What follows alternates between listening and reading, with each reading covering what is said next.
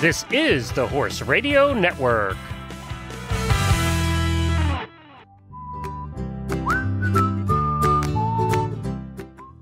This is episode 501 of the Stable Scoop Show. Please support our title sponsor, Springtime Supplements, as they make this show possible. The rest of the scoop is back as Gail Stewart brings us an original called The Whistling Bronc, and we are excited to welcome a new title sponsor, Springtime Supplements. Well, this is Glenn the Geek, and you're listening to the Stable Scoop Show on the Horse Radio Network. I'm so excited to announce that the rest of the Scoop stories have been so popular that we decided to make those the entire Stable Scoop Show. Most of the shows on the Horse Radio Network, as you know, are long form and last almost an hour, so we decided that we needed to make a show that was bite-sized. You know, 2 flakes instead of a whole bale. There are times, I know, when you're out and about and when you're listening to podcasts that you only have a few minutes. You maybe only have 5 or 10 minutes, and you don't want to start one of our longer shows. Well, Stable Scoop will now be that perfect 2-flaker for you. So from this point on, Stable Scoop will just be the story. It will just be the rest of the scoop. If you are new to the show, the rest of the Scoop stories are professionally written about historical horses or horse people told in the style of Paul Harvey's The Rest of the Story or Mike Rowe's The Way I Heard It. Yup, you don't find out the answer till the end. We've been doing them for over 20 episodes now, so if you missed those, go back and take a listen to them. They started episode 482, and you can listen to all the ones after that. There have been some fantastic stories in there. Today's author is Gail Stewart. She's the author of 100 Horses in History. It's a terrific book, and she writes today's amazing story of one cantankerous horse. The second edition of 100 Horses in History is now out. She added the last 2 Triple Crown winners, American Pharoah and Justify. You can find it at Barnes & Noble, and it would make a great Christmas gift. Search for 100 Horses in History.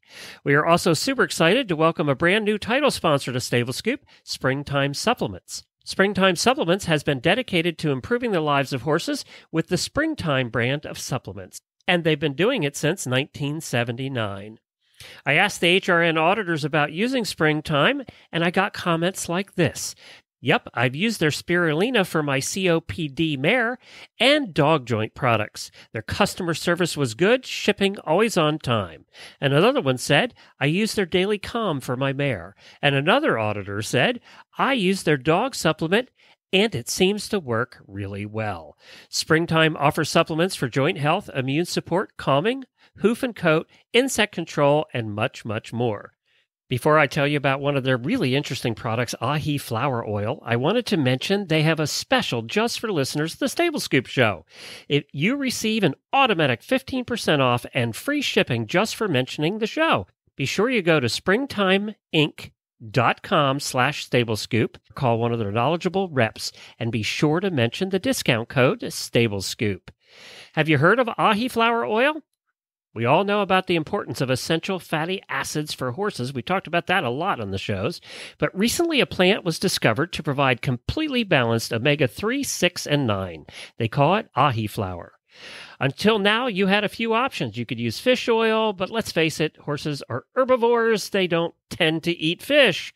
There's also flax, but Ahi flower has been shown in clinical studies to provide better omega-3, 6, and 9 absorption and balance in horses. It's proven to be better than flax or fish. This is the type of expertise you get from Springtime, who are always at the forefront of the latest research.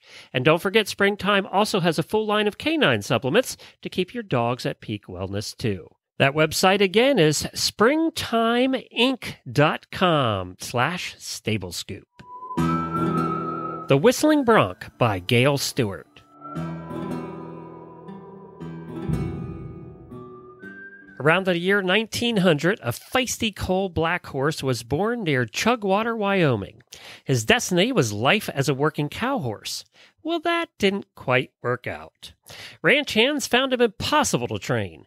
Bug Gillespie, a rancher who knew him, recalled in a 1952 Hoofs and Horns magazine article, he would stand with his legs spraddled out and his head down, rest a while, and then take off again. Any man who could ride him for the first series of bucks was usually glad to slide off before the second series started. He hit the ground with such force that he would bounce halfway around as if made of steel. Another horseman tried, then another. In 1901, his career path changed, and he burst with a buck onto the public stage at the Festival of Mountain and Plain in Denver.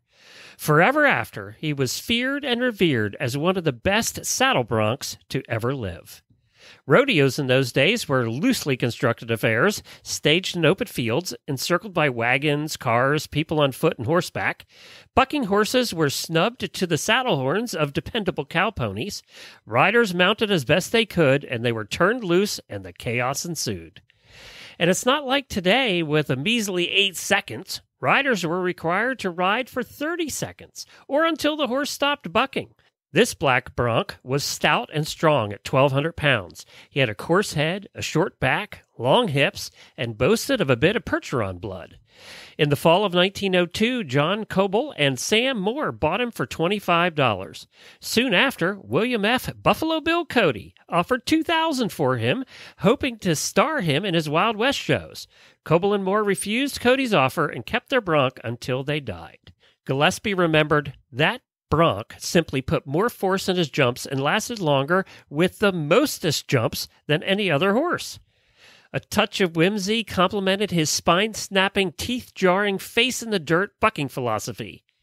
He whistled. Yup, saddle broncs riders knew they were on the firing line when he whistled, a peculiarity caused by a nose injury. He pitched and reared and twisted and turned, and whistled as he worked.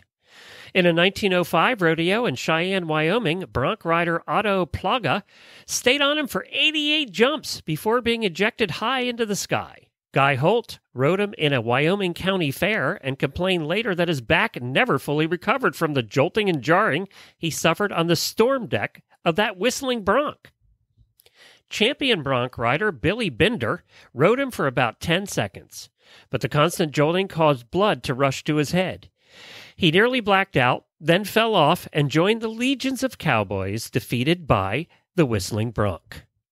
The horse was clever and conniving and devised one particularly devilish way to dispatch his riders.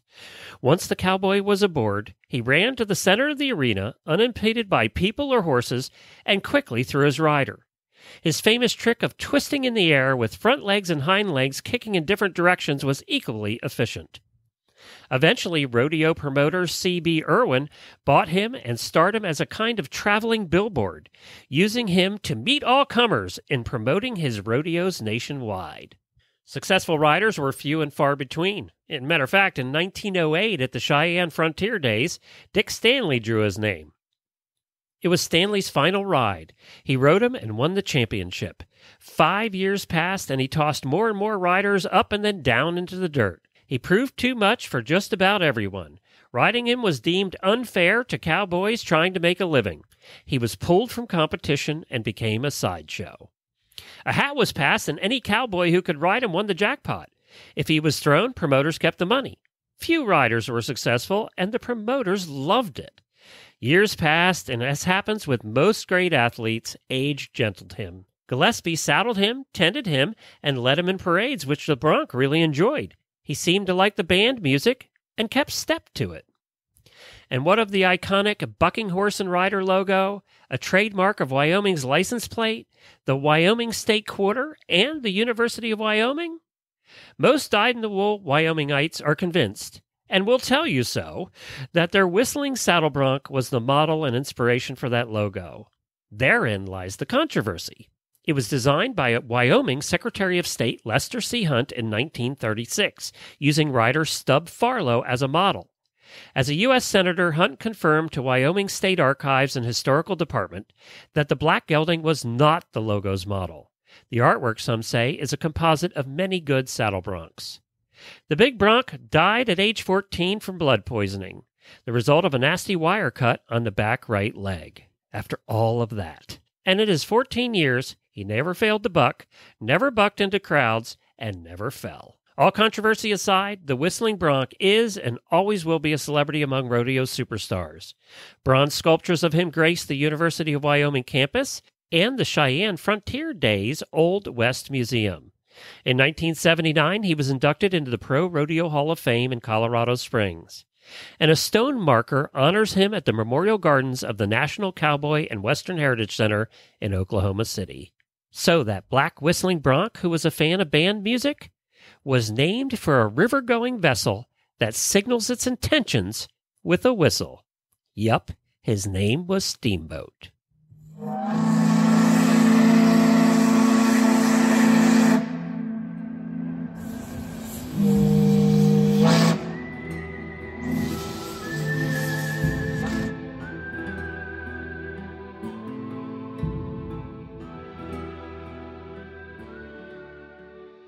Well, that story was written by Gail Stewart. Don't forget to pick up a copy of her book, 100 Horses in History from Barnes & Noble. Makes a great Christmas gift.